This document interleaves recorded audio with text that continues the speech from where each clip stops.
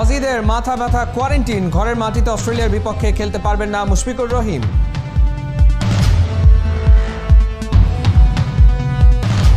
শুরু হয়ে গেছে বিভিন্ন খেলা। শুক্রবার দর্শক শূন্য স্টেডিয়ামে উঠবে টোকিও অলিম্পিক্সের পর্দা।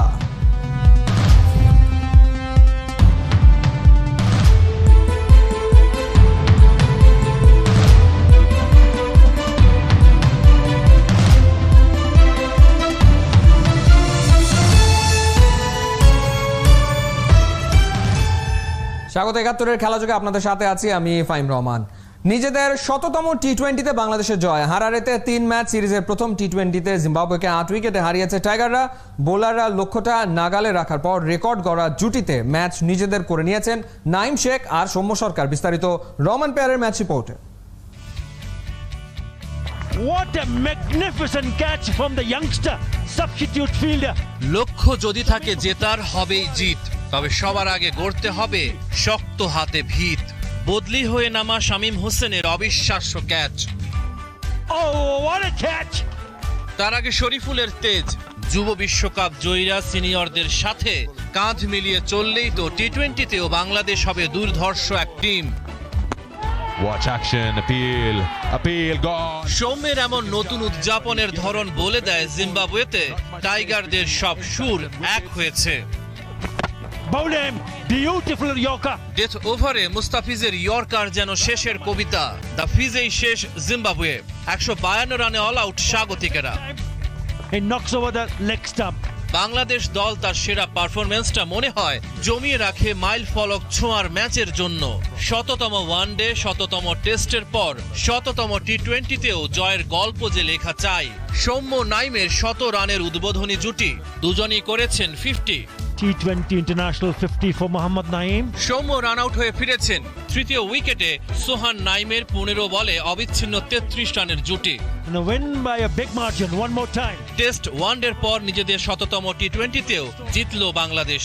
And they'll be very happy indeed, not Zimbabwe. Rahman পেয়ার ৭১। Very disappointed. দেয়ালে যেন পিঠ থেকে গেছে। টেস্টের পর ওডিআই দলেরও বাইরে সৌম্য সরকার টিকে আছেন শুধুই টি-20তে। জিম্বাবুয়ের বিপক্ষে প্রথম টি-20তে সৌম্য তার প্রতিভার জানান দিয়েছেন আরও একবার। অর্ধশতক পেয়েছেন, দেশের পঞ্চম ক্রিকেটার হিসেবে প্রবেশ করেছেন টি-20র ১০০০ই ক্লাবে। হারারে থেকে রিয়াসাত আজিমের পাঠানো রিপোর্ট।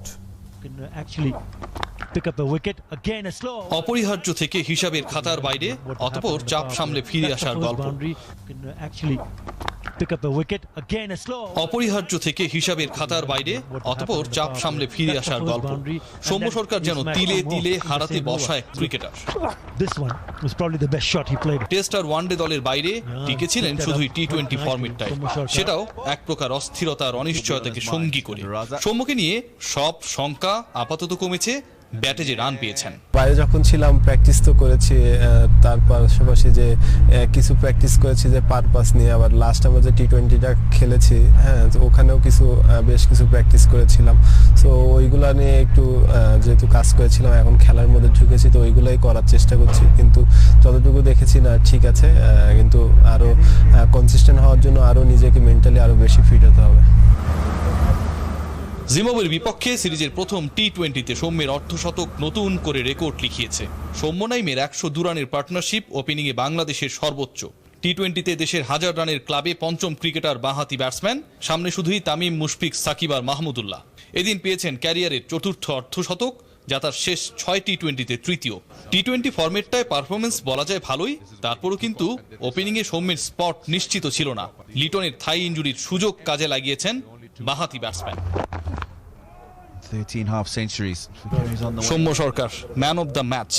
রাজত্ব হারানো রাজপুত্র যেন আবারও ফিরে পেলেন তার মসনদ। সৌম্য সরকারের সাথে যা হয়েছে এ বছরটায়, নিঃসন্দেহে সেটা তার মনে থাকবে খুব ভালোভাবে। একটা সময় ওয়ানডে দল থেকে বাদ পড়লেন, টেস্ট দল থেকে বাদ পড়েছেন, তারও আগে ব্যাটিং অর্ডার নিয়ে অস্থিরতা তো চলছিলই। একমাত্র সুযোগ ছিল টি-20তে জ্বলে ওঠার, সেই সুযোগটাই সৌম্য কাজে লাগিয়েছেন। ম্যাচ সেরা হয়েছেন জিম্বাবুয়ের বিপক্ষে সিরিজের প্রথম টি-20তে।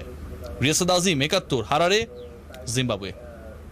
সময়টা ভালো যাচ্ছে রাসেল ডমিঙ্গোর। সিরিজের প্রথম টি-20 শেষে সাকিব আল হাসানের সাথে দীর্ঘ আলোচনায় বসেছিলেন বাংলাদেশ কোচ। কি কথা হয়েছে জানা যায়নি, তবে আন্দাজ করা যায় ভবিষ্যৎ পরিকল্পনা নিয়ে সাকিবের মত নিয়েছেন হেড কোচ। এদিকে বিশ্বকাপের আগে আসন্ন হোম সিরিজগুলোতে দলের কম্বিনেশন আর পারফরমেন্সের ধারাবাহিকতা ঠিক করতে চান ডমিঙ্গো। হারারে থেকে রিয়াসাত আজমের পাঠানো আরও একটা রিপোর্ট। ম্যাচ তখন শেষ, পুরস্কার বিতরণীও শেষ, তবে কথা যেন শেষ হয় না রাসেল ডমিঙ্গো আর সাকিব আল হাসানের। আপনি নিশ্চিত থাকুন দল আর পরিকল্পনা নিয়ে জরুরি আলাপনে ব্যস্ত সাকিব ডমিঙ্গো, এতটাই যে ম্যাচ শেষের মিনিট 20 পরও প্যাড না খুলেই কোচের সাথে দলের সেরা খেলোয়াড়ের কথোপকথন। কোচের যাই হোক, বুঝে গেছেন তার সাফল্যের অনেকটাই সাকিবের পারফরম্যান্সের উপর নির্ভরশীল। রাসেল ডমিঙ্গো অনেকটা চাপ জয় করে স্বস্তির নিঃশ্বাস যেন ফেলছেন হারারেতে। তার অধীনে বাংলাদেশের পারফরমেন্স যে খুব একটা আহামরি ভালো ছিল তা না, তবে এই সিরিজে অন্তত টেস্ট জেতার পর ওয়ানডে সিরিজ এবং টি-20 সিরিজের শুভ সূচনা রাসেল ডমিঙ্গোর আত্মবিশ্বাস বাড়িয়েছে নানাভাবে বহু দিক থেকে। Obviously, Leighton missing out is a bit of a disappointment with his injury. লিটনের ইনজুরিতে সৌম্য ওপেন করেছে এবং ভালো করেছে। নাইম তো এই ফরম্যাটটায় অসাধারণ। আমি শরীফুলের ওপর দারুণ সন্তুষ্ট। তরুণ ক্রিকেটাররা দলে নিজেদের জায়গা পাকা করতে সেরাটা ঢেলে দিচ্ছে। Performances by the young bowlers like Shariful. Shariful নাইমদের পাশাপাশি এখনো অভিষেক না হওয়া শামীম পাটোয়ারির প্রতিও আছে কোচের বিশেষ নজর, আর সেটা আসন্ন বিশ্বকাপ টি-20কে লক্ষ্য করে। টেস্ট, ওয়ানডে কিংবা টি-20 তিন ফর্মের আলোচনা করলে শেষটায় বাংলাদেশের অবস্থান সবসময় নড়বড়ে, তবে ব্যস্ততা কিন্তু টি-20 কেন্দ্রিক অনেক বেশি সামনের সময়টায়। কারণটা বিশ্বকাপ এবং ঘরের মাঠে একাধিক সিরিজ। বাংলাদেশের প্রস্তুতি কেমন জানিয়েছেন head coach Russell Domingo. 15 T20s against high quality opposition. সামনে অনেক গুরুত্বপূর্ণ খেলা আছে। হোমে অস্ট্রেলিয়া, ইংল্যান্ড কিংবা নিউজিল্যান্ডের বিপক্ষে আমরা খেলবো, যারা আবার বিশ্বকাপের বড় দাবিদার। কম্বিনেশন ঠিক করা আর ধারাবাহিকতায় আসন্ন ম্যাচগুলো বড় ভূমিকা রাখবে।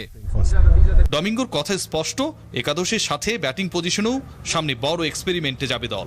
এদিন যেটা হয়েছে সোহানের 4 আর রিয়াদের 3 নামার মধ্য দিয়ে।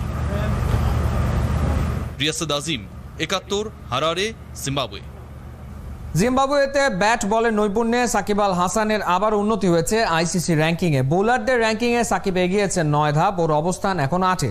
ব্যাটিংয়ে সাকিব এগিয়েছেন 3 ধাপ, ব্যাটারের তালিকায় ওর রোল নম্বর এখন 28। সাকিবের র্যাঙ্কিং কাঁপানো পারফরমেন্সের বাকিটা জানাচ্ছেন নাজমুল রানা। এই সাকিব কখন আসবে? কই তুই? কোচ খুঁজছে তো। সমর্থকদের চোখ গলিয়ে সামনে চলে যাওয়া বিশ্বের নাম্বার 1 অলরাউন্ডার সাকিব আল হাসানের ওয়ানডে র্যাঙ্কিং এর গিয়ারটাও এখন দারুণ আপে। উপরে উঠছেন তরতরিয়ে সব ডিঙিয়ে।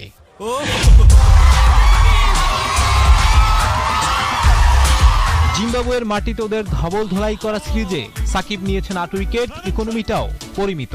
প্রথম ওয়ানডেতে বড় জয় ওর বলে ভর করেই। 28 ওভারেই কুপকাত হয়েছিল Zimbabwe. As the catch is taken nice and clean. সব মিলিয়ে বাংলাদেশের মাহেন্দ্র খনান্তে সাকিব ছিলেন দারুণ দুর্দান্ত। আইসিসিও তাই নগদে উপহারটা পাঠিয়ে দিয়েছে। র্যাঙ্কিং উন্নতি 9টা ধাপে। ওয়ানডে বোলারদের শীর্ষ 10-এ সাকিব এখন 8 নম্বরে।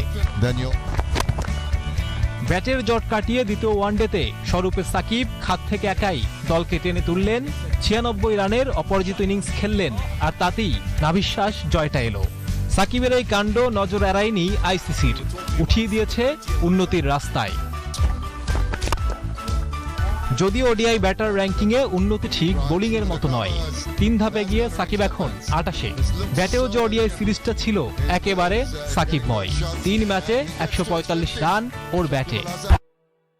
বাংলাদেশ অস্ট্রেলিয়া সিরিজের সূচি ঘোষণার দিনে দুঃসংবাদ, খেলতে পারবেন না মুশফিকুর রহিম। কোয়ারেন্টিন বাধ্যবাধক ছাড় দিতে নারাজ, তাই মিড অর্ডারের বড় ভরসাকে পাবে না টাইগাররা। এই সিরিজের জন্য ক্রিকেট অস্ট্রেলিয়া যতগুলো শর্ত দিয়েছে তার একটা হলো সিরিজ শুরু হওয়ার 2 সপ্তাহ আগে বাংলাদেশ দল, আম্পায়ার, ম্যাচ রেফারি সহ সংশ্লিষ্টদের কোয়ারেন্টিনে থাকতে হবে। কিন্তু বাবা মায়ের অসুস্থতার কারণে টেস্ট খেলেই জিম্বাবুয়ে থেকে দেশে ফেরেন মিস্টার ডিপেন্ডেবল। 5 ম্যাচে টি-20 সিরিজ খেলতে আগামী বৃহস্পতিবার বাংলাদেশে আসবে অস্ট্রেলিয়া। সিরিজ শুরু 3 অগস্ট।